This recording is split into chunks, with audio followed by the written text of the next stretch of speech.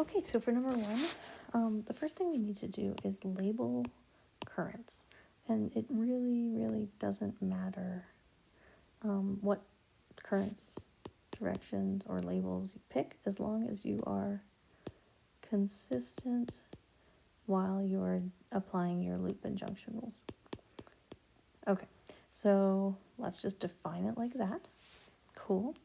And then how about we pick some loops? Maybe I'll start there and then go around that way.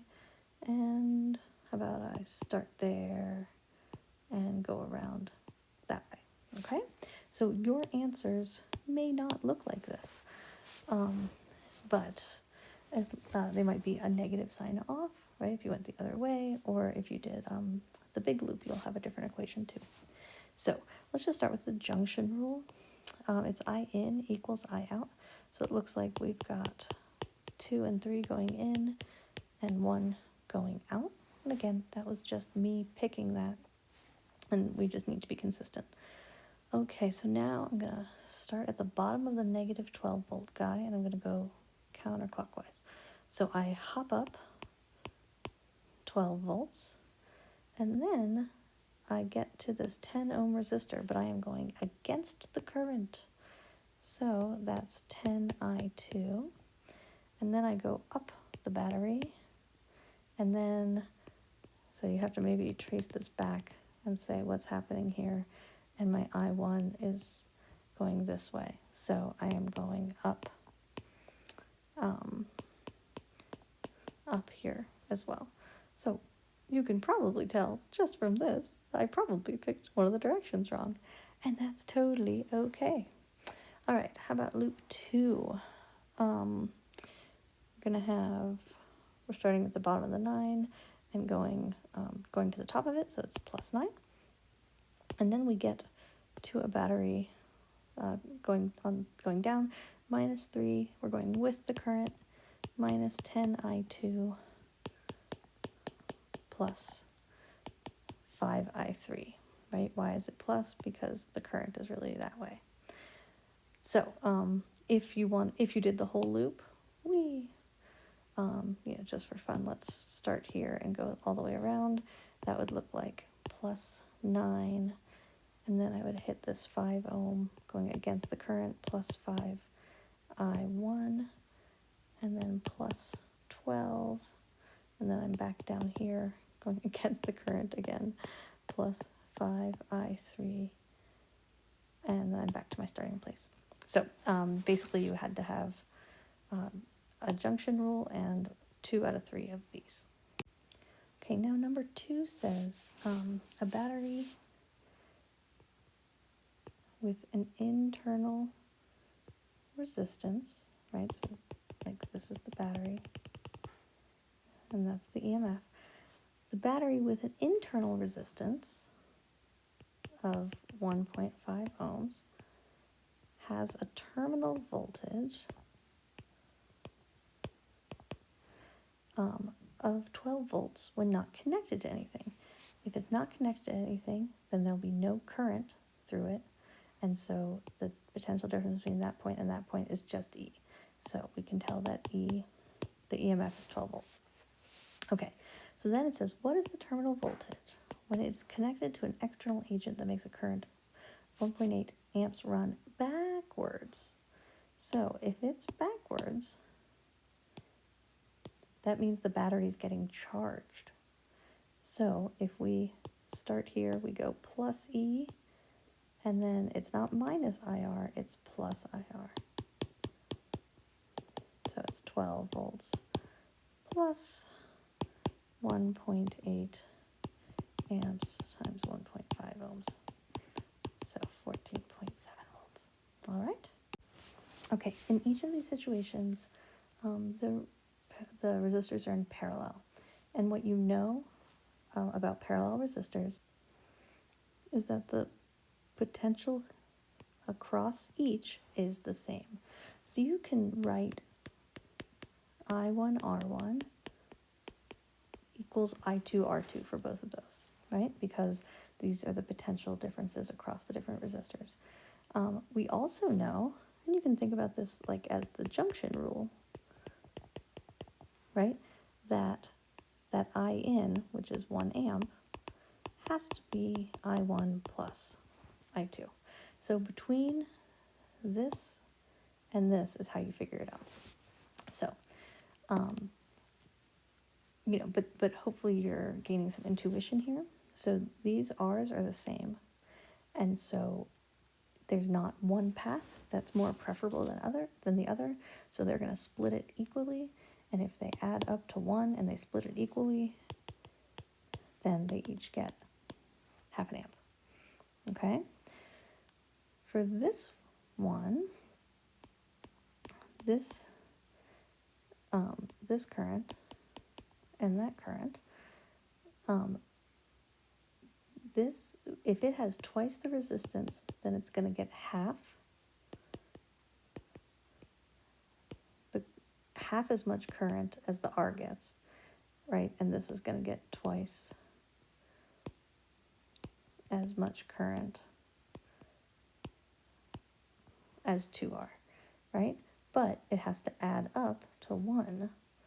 And so, right, you can think about it this way. I2 is 2 times I1, and I1 plus I2 is 1 amp.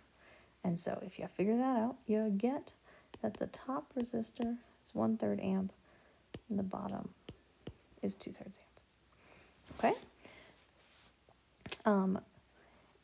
This 8 and 4 is the exact same thing as the 2R and R. So it's 1/3 and 2/3. And then here, this is going to get 3 times the current, right? So this is 3 times the current as this, and it has to add up to 1 amp. So it's 3/4 of an amp up top and 1/4 of an amp down bottom. Okay, so the first part of this asks about the equivalent resistance of this three resistor bit over here. So if you notice that the 4 and the 8 are actually in series, then that's like a 12 ohm. And then you have 2 12 ohm resistors in parallel. Hopefully by now you realize that that gives you half of the, right, when you do 1/R plus 1/R, right, you get 2/R is 1/R equivalent, so you get R/2. So that's part A. The current in the 5 ohm resistor will be whatever the battery pumps out, right? And the battery is going to pump out the EMF divided by the equivalent resistance. So if this is 6 ohms, and let me get another. So this and this are in series, and that's 6 ohms, and that 6 ohms, this 6 ohms is in series with that 6 ohms. So the equivalent resistance is 12 ohms, and that guy was 24 volts. So the current running out of the battery and therefore through the 5 ohms is 2 amps. The terminal voltage of the battery is going to be the EMF minus IR. So that's 24 volts minus 2 amps times the 1 ohm. So that's 22 volts. Okay. The rate at which energy is dissipated in the 12 ohm resistor. Okay, let me erase some stuff so we can look at this again. Okay. 12 ohm resistor. So that's in between here and here. The rate at which energy is dissipated, that is a fancy word, a fancy phrase, I should say, for power. So power is you could use a variety of things. You could use IV, V squared over R, I squared R. Let's see if we can quickly figure out something. If 2 amps is going through here, and these 2 branches are the same, that means 1 amp is going to be going through both. So let's just throw I squared R in there. So that's 1 amp squared, and then the R is 12 ohms. And so the power is 12 watts. Cool. The magnitude of potential difference BC. Okay, so let's see what we have here. So C, that's the same as this, and B is right there. So it's the same as the potential difference across that 12 ohm. So it's going to be, right, the current through that 12 ohm times that 12 ohm. Okay, so that was 1 amp, right? Yep, cool. 1 amp. There's a number of ways that you could check that. You could just do V equals R like that. You could calculate the voltage drop across that 5 guy and then subtract it from the 22 volts, or even, the voltage drop across here and there and subtract it from the 24 volts. It all should be internally consistent. Okay. There's a couple ways to think about this power delivered by the battery. When you think about power, IV is, definitely one of the things you think about. You could also do V squared over R, I squared R. But if this is important, by the battery means this whole battery. So the current that's being pumped out is 2 amps, but the voltage is 22 volts. So the answer is 44 watts. The other way you can do that is if you do I squared R, you can, right, you have the I is 2 amps, but question is, what is the R? The R is, right, this was 6 ohms, and that's 5 ohms, so it was 11 ohms. Remember before we had the equivalent resistance as 12 ohms because we included the internal resistance of the battery. But here, if you have to talk about the power delivered by the whole battery to the external circuit, then the equivalent resistance is just 11 ohms. And so then that works too, because 2 squared times 11 is 44. Okay, so it's initially uncharged. So at t equals 0, the switch is closed. So that means that this is going to look like a wire, okay? And it's asking about the current through here. So your circuit has an R1, and then it bypasses R2, and then it has R3, okay? So my equivalent resistance is 5, kilo ohms. My bad.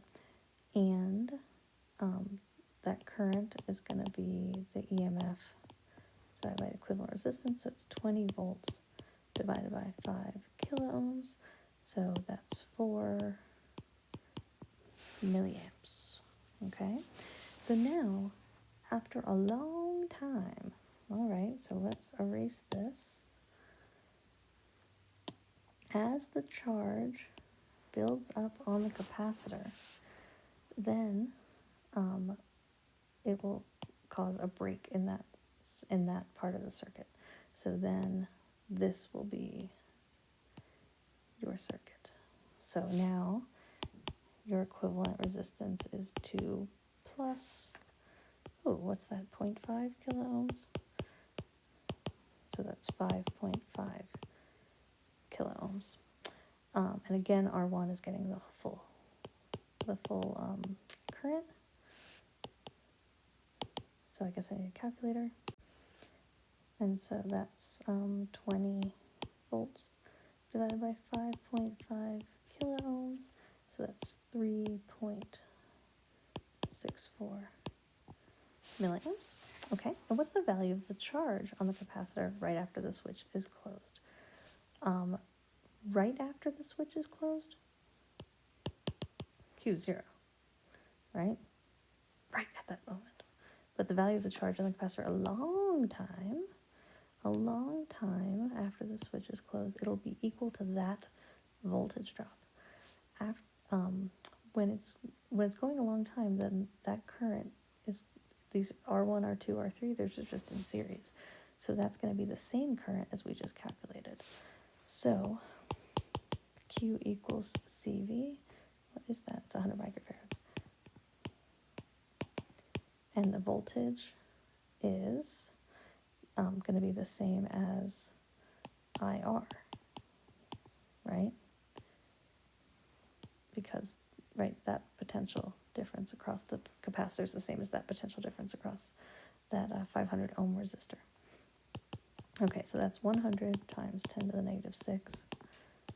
I was 3.64 times 10 to the negative 3 amps, and the resistor was 500 ohms. So my handy dandy calculator tells me, here, I'll write it in scientific notation. It is, drum roll please, 1.82 times 10 to the negative 4 coulombs. My gosh, that's actually a lot of coulombs. Okay, that's the quiz.